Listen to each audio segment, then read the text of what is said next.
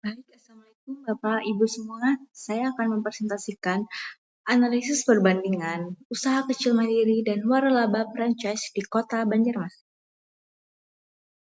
Jadi penelitian saya ini dilatar belakangi oleh kenyataan bahwa UMKM itu dia punya peran yang sangat penting dalam pertumbuhan ekonomi, terutama di kota Banjarmasin. Nah, jadi UMKM itu dia menjadi tulang punggung ekonomi karena bisa membuka lapangan pekerjaan dan bisa meningkatkan pendapatan masyarakat. Nah, jadi dia bisa juga mendorong kemandirian ekonomi.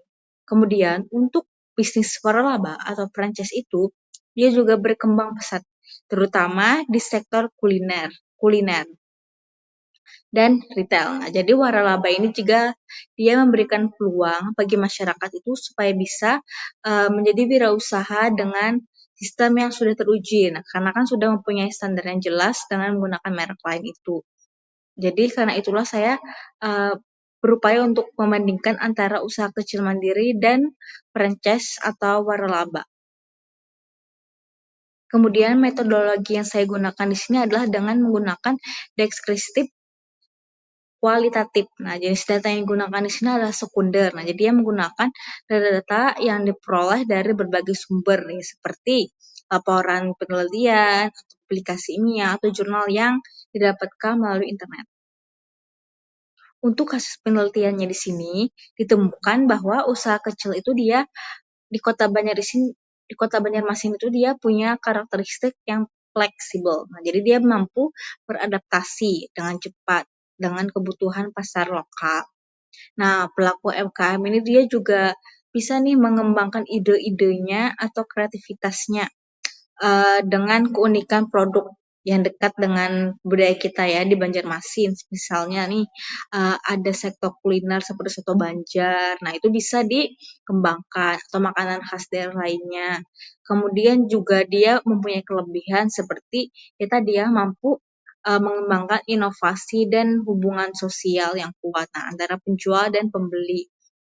Nah, kemudian juga UMKM ini dia mempunyai kendala-kendala itu seperti modalnya itu terbatas karena kan dari usaha sendiri, kemudian kurang manajemen usahanya itu kurang profesional dan juga akses terhadap teknologi digital itu juga masih terbatas. Nah, jadi faktor ini seringkali membuat mereka itu jadi sulit berkembang karena tadi kurang akses modal.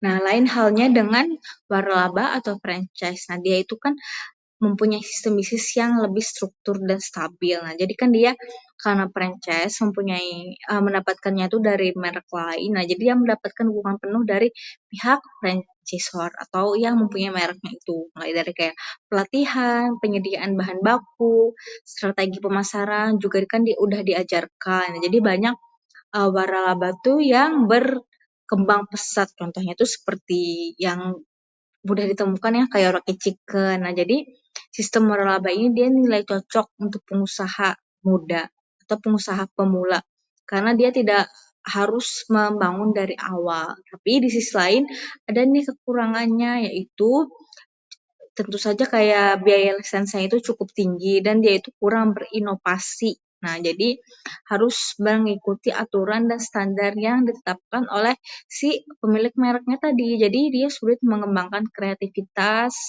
gitu. Nah, untuk pembahasannya di sini atau analisanya di sini ditemukan bahwa kedua model itu mempunyai keunggulan masing-masing. Nah, dia itu saling melengkapi. UMKM atau usaha kecil itu dia unggul di hal kreativitas.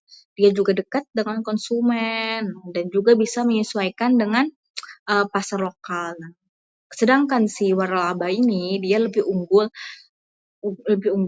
Nah, kemudian sistem yang efisien juga dan juga kekuatan merek yang sudah dikenal oleh masyarakat luas. Nah, jadi pemilihan model bisnis yang sebenarnya itu sangat bergantung kepada si karakteristik wirausahawannya itu sendiri.